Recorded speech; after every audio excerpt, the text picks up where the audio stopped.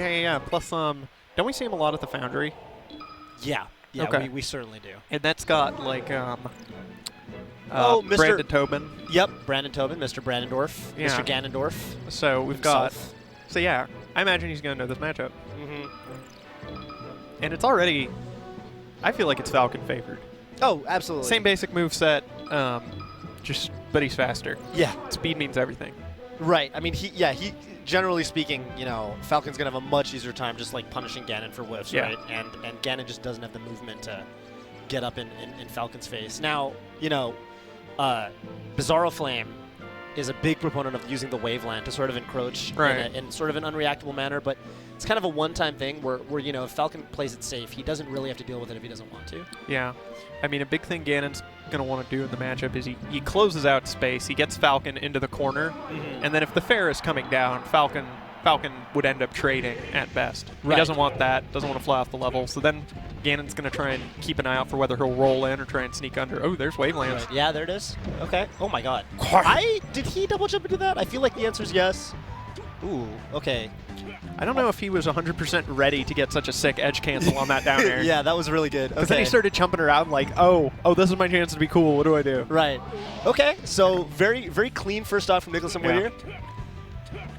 And right there, Mentaculus, he's moving around a lot. I think he might be fishing for one of those escape options. Yeah. Because he's thinking, hey, I'm invincible. You're running from me.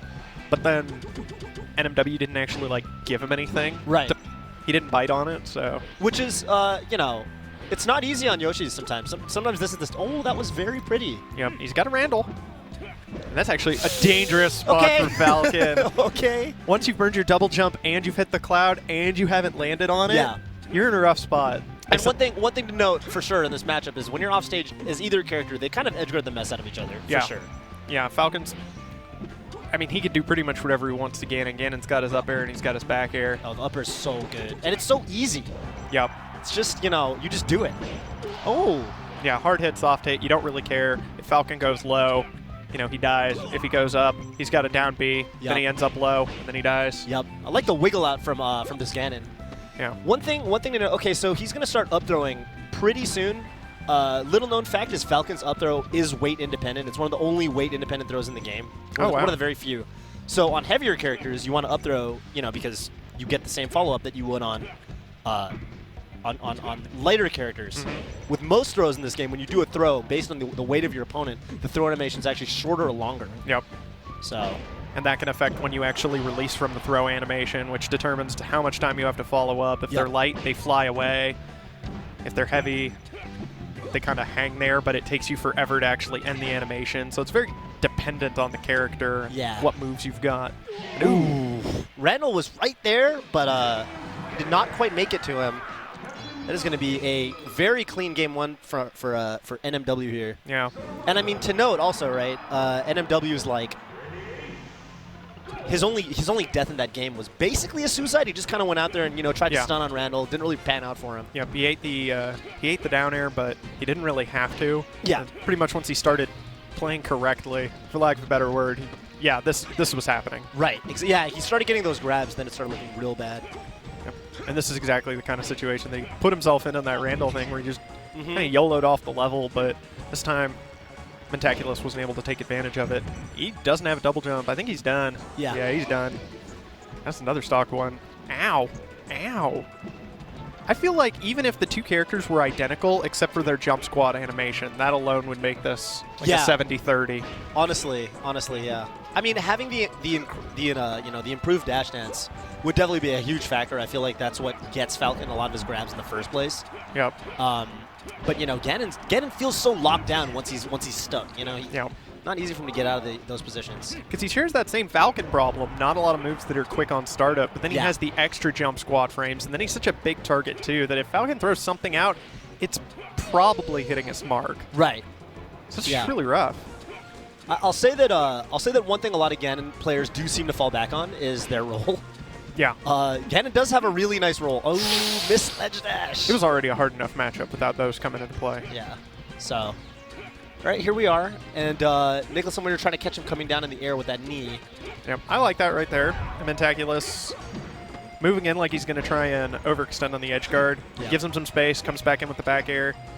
And he's got corner control. Yeah, he's got a lot of the right ideas. Like, he knows when he's got NMW boxed in the corner, he's throwing out those up airs, and NMW's kind of falling from above into them, which is exactly what he wants. Yeah. And we're starting to see him use a lot more Ganon's jab, which is such a huge...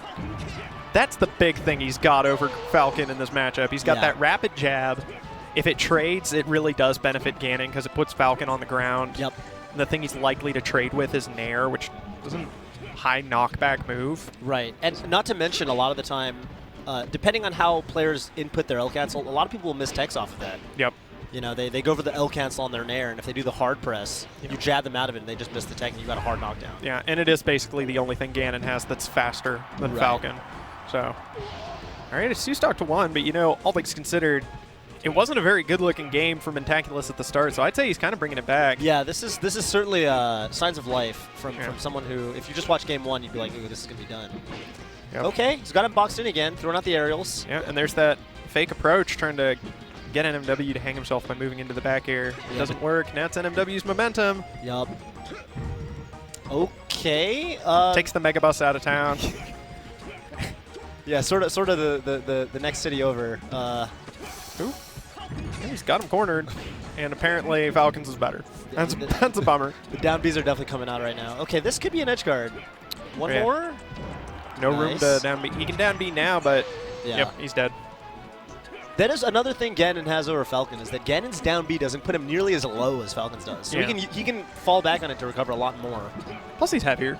Yeah, so he gets more heavier and less of a fast faller.